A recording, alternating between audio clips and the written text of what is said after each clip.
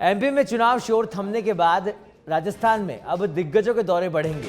आपको बता दें, राजस्थान चुनाव में भाजपा स्टार प्रचारकों के दौरे बढ़ाने की योजना पर इस समय काम चल रहा है। जहां एक और कांग्रेस ने 40 अपने स्टार प्रचारकों की सूची जारी कर दी है, तो वहीं भाजपा खेमे के अंदर भी स्टार प्रचारकों के दौरे बढ़ाने की योजना पर काम लगातार जारी है। पीएम मोदी और यूपी सीएम योगी के रोड शो के लिए समय मांगा गया है। राजस्थान में 25 नवंबर को मतदान होना है। हालांकि पड़ोसी राज्य एमपी में 17 नवंबर को मतदान और प्रचार 15 नवंबर तक चलेगा। इसके मद्देनजर भाजपा के स्टार प्रचारकों का फिलहाल एमपी में ध्यान ज्यादा केंद्रित है। 15 नवंबर के बाद ये सभी राजस्थान की ओर अपना रुख करेंगे और यहाँ पर चुनाव प्रचार प्रसार में पूरी तरह से जान झोंक देंगे। बड़े नेताओं की सभा और रोड शो के लिए प्लान बन गए हैं। समय भी मांग लिया गया है। जैसा कि हमने आपको बताया, पीएम नरेंद्र मोदी से समय मांगा गया, सीएम योगी आदित्यनाथ से भी समय मांगा गया है। दीपावली बाद प्रचार में अब तेजी आएगी और उसी को लेकर तमाम रणनीतियां, योजनाएं लगातार बनाई जा रही है। पीएम मोदी के रोड शो के लिए 15 नवंबर से 23 नवंबर के बीच का समय मांगा गया है। इसी तरह से जोधपुर में भी पीएम मोदी के रोड शो का प्लान तैयार किया गया है। राजस्थान में भाजपा हिंदुत्व और मुस्लिम तुष्टीकरण को बड़ा मुद्दा बना रही है। सियासी गलियारों में इसकी चर्चाएं भी इस समय चल रही है। पीएम मोदी के साथ ही यूपी सीएम योगी के रोड शो का भी प्लान तैयार किया गया है। तो ये प्लान तैयार कर लिए गए हैं और अब दीपावली का इंतजार है। जैसे ही दीपावली का त्यौहार मनाया जाएगा, उसके बाद सभी लोग जुट जाएंगे। लोकतंत्र के जो त्यौहार है, चुनाव में जुट जाएंगे और खासतौर पर बीजेपी की इसकी तैयारी बड़ी जोर शोर से चल रही है। तमाम स्टार प्रचारकों से समय भी ले लिया गया है। फिलहाल पूरा ध्यान एमपी पे केंद्रित है, चाहे वो पीएम हो, चाहे वो सीएम हो। तमाम नेता इस समय एमपी पे अपना ध्यान केंद्रित किए हुए हैं, क्योंकि 15 तारीख तक वहाँ भी चुनाव प्रचार होना है। 15 नवंबर तक 23 नवंबर के बीच का समय राजस्थान के लिए मांगा गया है और उसी बीच तमाम road show PM Narendra Modi के होंगे। सीएम योगी आदित्यनाथ से भी समय मांगा गया है। इसी तरह से जोधपुर में भी पीएम मोदी के रोड शो का प्लान तैयार किया गया है। तो राजस्थान में हर मोर्चे पर कांग्रेस को घेरने की भाजपा की यहां पर तैयारी रहने वाली है। और जैसा कि सियासी गलियारों में चर्चा चल रही है, राजस्थान में भाजपा हिंदुत्व और मुस्लिम तुष्टीकरण को बड़ा मुद्दा बना रही है और इसी के मद्देनज़र तमाम तरह के जो रोड शो है और जो चुनाव प्रचार है, उसको प्लान भी किया जा रहा है। सबसे बड़ी बात, सबसे बड़ी जानकारी हम आपको दे दें कि कहीं ना कहीं धार्मिक भावनाओं से जोड़कर ये रोड शो तैयार किए जाएंगे। जैसा कि खबरें आ रही है, जयपुर की बात करें तो जयपुर में मोती डूंगरी गणेश मंदिर हो या गोविंद देव जी मंदिर, पीएम नरेंद्र मोदी का एक प्लान इन दोनों में से एक जगह या फिर दोनों जगह संभावित है। फिलहाल पीएमओ की हरी झंडी अभी तक नहीं मिल पाई है, उसका भी इंतजार है। तैयारी यहाँ पर भारतीय जनता पार्टी की पूरी है रोड शो निकालने की। और प्रधानमंत्री का जो एडवांटेज है उनके चेहरे का, क्योंकि इस बार जो चुनाव बीजेपी लड़ रही है वो कमल के फूल के निशान पर लड़ रही है या प्रधानमंत्री के चेहरे पर लड़ रही है, तो उसी को लेकर ये तमाम तैयारियां इस समय चल रही है और चुनाव प्रचार की पूरी तैयारी की जा रही है।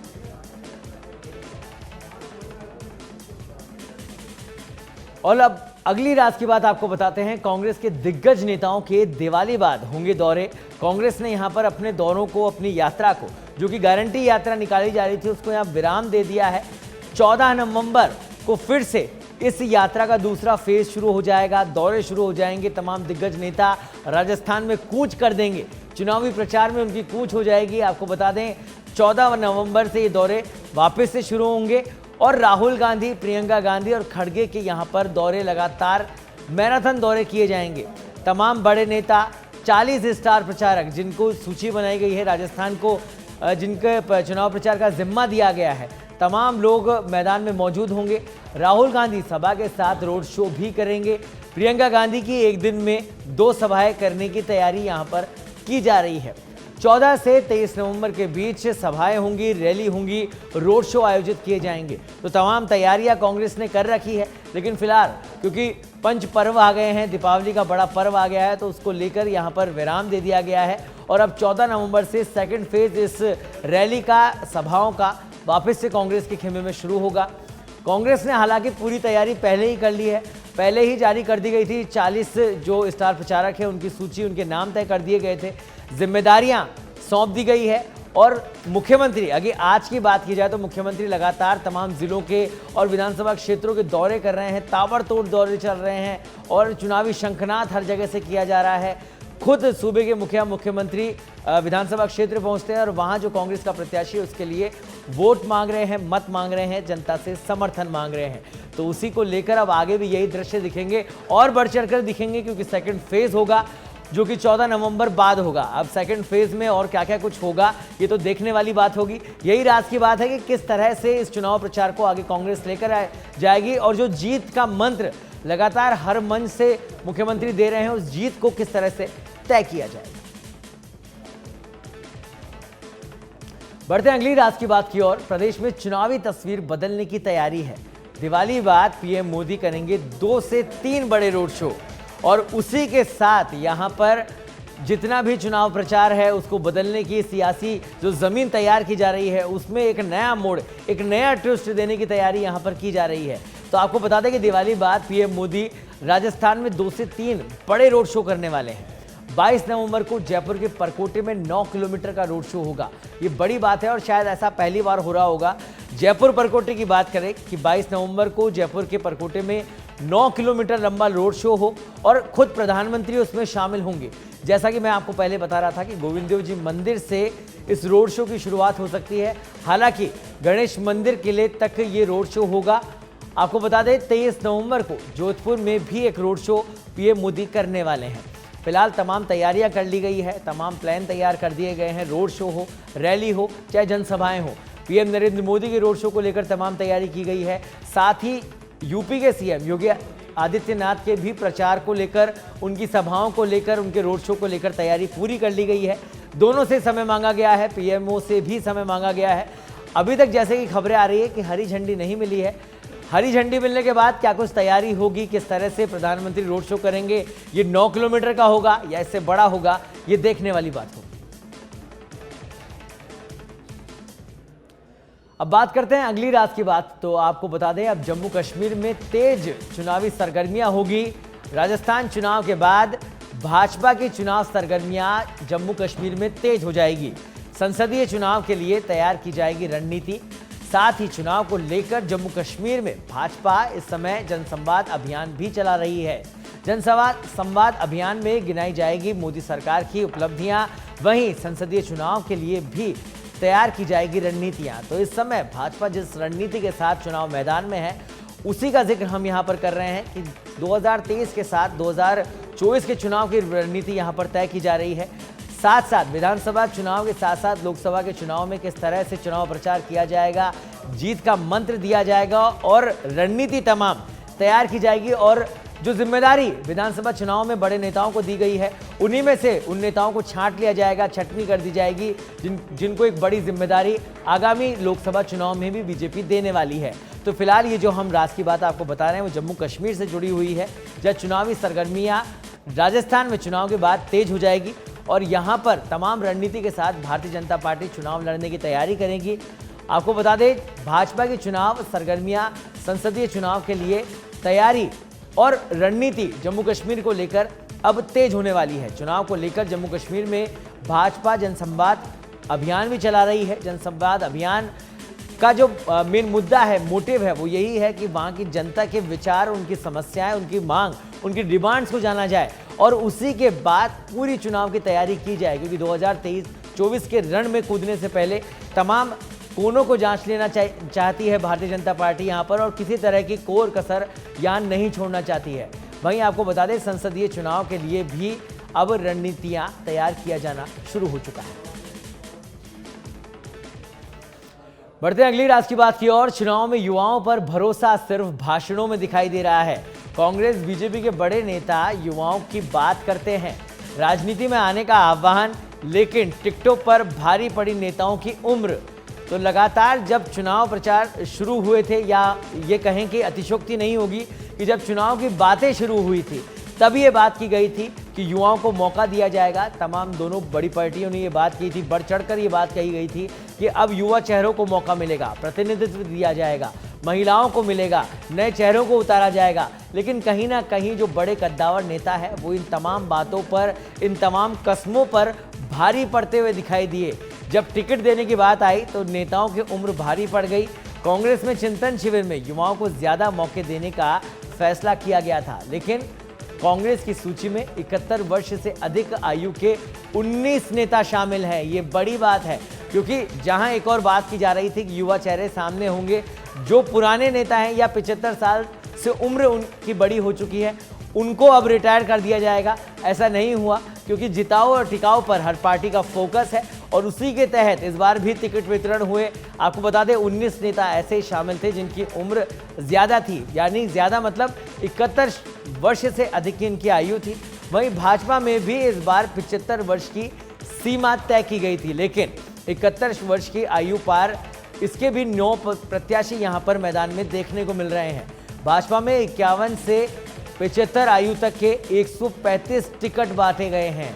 तो युवाओं की बात, महिलाओं की बात धरी की धरी रह गई। जब चुनाव आ गए और जब देखा गया कि जिताओ और टिकाओ सबसे पहले हमको पकड़ना है, तो उसी के तहत रणनीति भी बनाई गई और तमाम वादे कस्में धरे के धरे रह गए। भाजपा ने 51 में से 75 आयु तक के, आपको बता दें 51 से 75 आयु तक के 135 उम्मीदवार मैदान में उतारे हैं।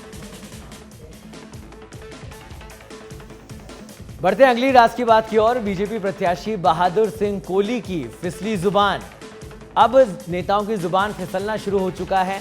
जिस तरह से सियासी बयानबाजी होती है, वार होते हैं, पलटवार होते हैं, और उसी की एक तस्वीर हम आपको यहां पर दिखाने की कोशिश कर रहे हैं। हम बात कर रहे हैं बीजेपी प्रत्याशी बहादुर सिंह कोहली की, जिनकी जुबान फिसली। उन्होंने कहा, मैंने कलेक्टर, एसपी, थानेदार को पीटा है।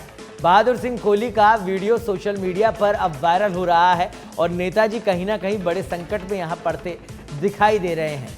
हालांकि सच बेधड़क इस वायरल वीडियो की पुष्टि नहीं करता, लेकिन सोशल मीडिया इस्तेमाल करने वाले काफ़ी संख्या में लोग हैं और ख़ासतौर पर राजस्थान, अब डिजिटल राजस्थान भी है, तो ऐसे में कहीं ना कहीं ये वायरल वीडियो नेताजी पर भारी पड़ रहा है। सच बेधड़क इसकी पुष्टि नहीं करता है। खैरला गांव के जनसंपर्क के दौरान का ये वीडियो बताया जा रहा है। हालांकि कोहली ने इसको लेकर सफाई भी दी है। उन्होंने कहा है, वीडियो में मेरे पिटने का अर्थ पटखनी देना है, मारपीट करना नहीं है। इसे कांग्रेसी नेता गलत तरीके से पेश कर रहे हैं। तो बचाव में भी यहाँ पर नेताजी उतर गए हैं। उनका कहना है कि पटखनी देने की बात मैं कर रहा हूँ, मारपीट करने के लिए नहीं कर रहा हूँ। और कांग्रेस पर बोला उन्होंने है, लेकिन कांग्रेस पर निशाना साध दिया है। उन्होंने कहा कि कांग्रेसी नेता गलत तरीके से अब इस बयान को पेश कर रहे हैं। फिलहाल सभी के सोचने की ज़रूरत है कि चुनाव है, प्रचार भी करना है, लेकिन इस तरह के बयानबाजियों से दूर भी रहना है, क्योंकि जनता अब सब समझती है, सब जानती है। कोई भी गलत बयान आप पर भारी पड़ सकता है।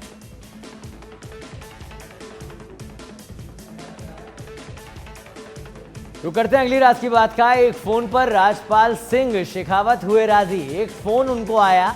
बड़ी राज की बात हम आपको बता रहे हैं। जब बड़ा विरोध चल रहा था, राजपाल सिंह शेखावत के समर्थक भी विरोध में जुटे हुए थे। अब एक फोन पर राजपाल सिंह शेखावत राजी हो गए हैं। राजपाल सिंह शेखावत ने झोटवाड़ा सीट से अपना नाम भी वापस ले लिया है। भाजपा के समर्थन में ही ये नाम लिया गया है। भाजपा से बागी होकर निर्दलीय नामांकन पत्र उन्होंने भर दिया था। गृह मंत्री अमित शाह से फोन पर बात होने के बाद अब नाम उन्होंने वापस लिया है। वसुंधरा राजे ने भी राजपाल सिंह शेखावत से बात की थी और इस बात के कितने सियासी मायने हैं, ये चर्चा का विषय। इस समय सियासी गलियारों में चर्चा भी चल रही है। राजे के करीबी नेताओं में गिनती होती है राजपाल सिंह शेखावत की। आपको हम बता दें कि शाह और राजे से पहले अरुण सिंह ने भी उनको मनाने का प्रयास किया था, लेकिन वो प्रयास कहीं ना कहीं हल्का साबित हुआ, जिसके बाद खुद गृह मंत्री अमित शाह को मैदान में उतरना पड़ा। वसुंधरा राजे को भी बात करनी पड़ी, लेकिन लबेलबाब जो रिजल्ट आया, जो परिणाम आया, वो बीजेपी के हक में आया। राजपाल सिंह मान गए हैं और माने भी पार्टी के पक्ष में ही हैं।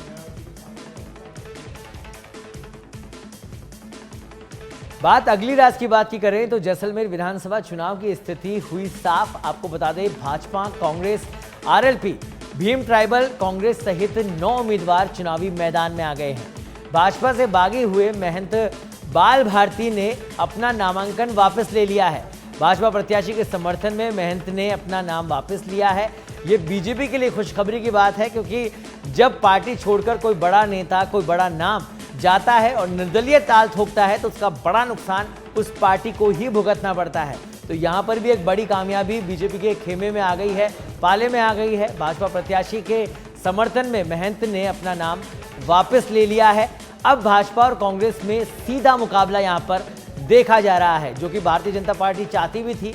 सीधा मुकाबला अब होगा क्योंकि महंत ने अपना नाम वापस ले लिया है और एक बड़ी रणनीति के तहत जिस तरह से बीजेपी चुनाव में उतरी है उसमें कहीं ना कहीं कामयाब होती भी यहां पर दिखाई दे रही है।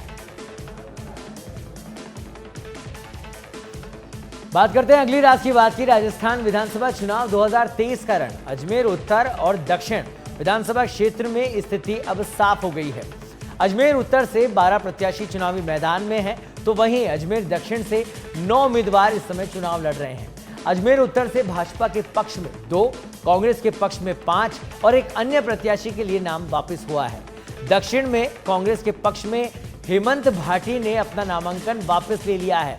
तो अगर इस पूरे आकलन को, पूरे समीकरण को समझा जाए तो कहीं ना कहीं कांग्रेस की स्थिति यहां पर मजबूत दिखाई दे रही है, क्योंकि 5 ऐसे उम्मीदवार, 5 ऐसे प्रत्याशी जो कि निर्दलीय चुनाव मैदान में उतरे थे, कांग्रेस के हक में उन्होंने अपना नाम वापस लिया है। सफलता बीजेपी को भी मिली है, लेकिन केवल 2 पक्ष में नामांकन वापस हुए हैं। वहीं एक नाम और वापस हुआ है, किसी अन्य प्रत्याशी के नाम समर्थन में ये वापस लिया गया है। दक्षिण में कांग्रेस के पक्ष में हेमंत भाटी ने भी अपना नामांकन वापस ले लिया है। तो लगातार नाम वापसी का जो दौर है और एक बड़ी रणनीति तैयार की गई थी पार्टियों की तरफ से, चाहे वो बीजेपी हो, कांग्रेस हो, सफलता प्राप्त होती हुई दिखाई दे रही है। अजमेर की स्थिति बड़ी मुश्किल देखी जा रही थी, चाहे वो उत्तर की बात करें अजमेर या दक्षिण की बात करें, और अब स्थिति यहाँ पर साफ हो चुकी है। एक बड़ी सफलता कांग्रेस को भी मिली है यहाँ पर और बीजेपी को भी मिली है, ऐसा कहा जा सकता है, क्योंकि कांग्रेस इस सफलता में आगे निकल गई है। कुल आपको बताएं, अजमेर उत्तर में 12 प्रत्याशी चुनावी मैदान में हैं, तो वहीं अजमेर दक्षिण में 9 उम्मीदवार चुनाव लड़ रहे हैं। अजमेर उत्तर की अगर बात करें तो भाजपा के पक्ष में 2 और कांग्रेस के पक्ष में 5। अगर इस आंकड़े को समझने की कोशिश करें तो कांग्रेस यहां पर आगे निकल गई है, क्योंकि एक बड़ा फायदा यहां पर कांग्रेस को मिलता दिखाई दे रहा है। नाम वापसी चूंकि उसके हक में हुई है। एक अन्य प्रत्याशी के लिए भी नाम वापस हुआ है। दक्षिण में कांग्रेस के पक्ष में हेमंत भाटी ने अपना नामांकन वापस लिया है। और अब चुनाव से जुड़ी हुई अगली रात की बात है। आपको बता दें, राजस्थान विधानसभा चुनाव 2023 का रण। सिरोही विधानसभा चुनाव की तस्वीर अब साफ हो गई है। अजमेर की तस्वीर हमने आपको बताई, अब सिरोही की तस्वीर हम आपको बता रहे हैं, जो कि अब साफ हो गई है, क्योंकि नामांकन का आज आखिरी दिन था वापस लेने का। और उसी के बाद जो पूरी कवायद चली, पूरा अभियान चलाया गया तमाम पार्टियों की ओर से, उसमें उनको सफलता भी मिलती हुई दिखाई दी। दोनों पार्टी सफल रही नाम वापसी अपने हक में लेने में। बीत गया नाम वापसी का समय। आपको बता दें, आवंटित हुए चुनाव के चिन्ह अब आवंटित हो चुके हैं। सिरोही विधानसभा क्षेत्र से कुल 9 उम्मीदवार अब मैदान में उतरेंगे। तो रेवदर और पिंडवाड़ा में 6 उम्मीदवार मैदान में हैं।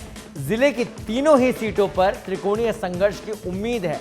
तो कहीं ना कहीं ये चुनाव यहाँ सिरोही में पेचीदा हो गया है। तीनों ही सीटों पर त्रिकोणीय संघर्ष की उम्मीद यहाँ पर जताई जा रही है। किसी भी पार्टी की स्थिति अगर कही जाए तो जल्दबाजी होगी कि स्थिति साफ है, जीत सकती है। त्रिकोणीय मुकाबला यहाँ पर देखने को मिल रहा है। सिरोही में निर्दलीय पार्टियों का खेल खराब कर सकते हैं। जो बड़ी पार्टियां हैं उनका खेल खराब करने में एक महती भूमिका यहाँ निर्दलीय निभा सकते हैं। बढ़ते हैं अगली राज की बात की ओर। राजस्थान में आचार संहिता का 1 महीना पूरा हो चुका है। राजस्थान पुलिस का जब्ती और धरपकड़ अभियान लगातार चल रहा है। ताबड़तोड़ जब्ती भी की जा रही है, धरपकड़ भी की जा रही है। और आपको बता दें कि इस बार पुलिस ने सारे रिकॉर्ड तोड़ दिए हैं। 350 करोड़ रुपए मूल्य की अवैध सामग्री जब्त की गई है। जब्ती के आंकड़े चौंकाने वाले हैं।